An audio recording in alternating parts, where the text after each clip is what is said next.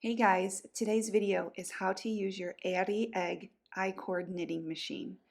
Like most of the knitting machines, you will have to practice a little to get the feel for this machine. So I'll show you what works for me, and hopefully this will also work for you. What I like about this I-cord is that the stitch size matches the other Addi machines.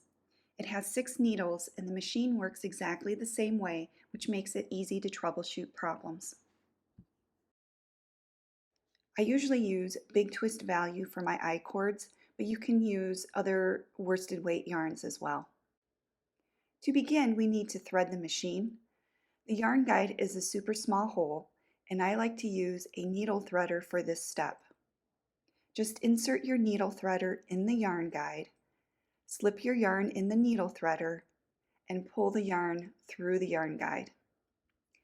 You probably have one of these little tools in your sewing kits, and you can get them from Amazon or the big box craft stores. Once you have the yarn in the guide, place the tail in the center of the machine and pull through the bottom. Hold the tail with your hand for now. Next, cast on by going behind every other needle, just like the big machines. After you get to the beginning, hold the tail with your hand and knit a few rows. Go slow and make sure that the stitches fall to the bottom of the needles.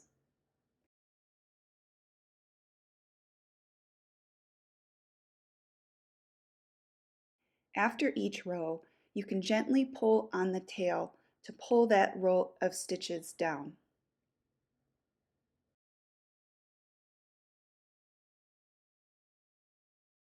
Once you have a few more rows on the machine, we're going to stop and add the weight. I don't use the weight that comes with the machine. I like to use a clip that weighs approximately the same. This is so much easier to use. And then we'll place the lid on the machine. So you should be set up and ready to knit as long as you need. Now I don't usually do this over a table. I like to have the yarn on the floor directly under the machine.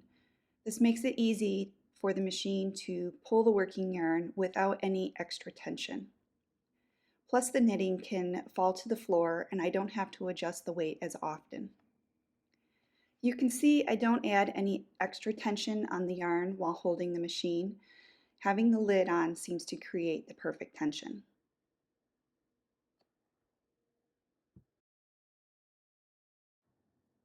When I have the length I need, I simply cut the working yarn and continue to knit the tail through the machine.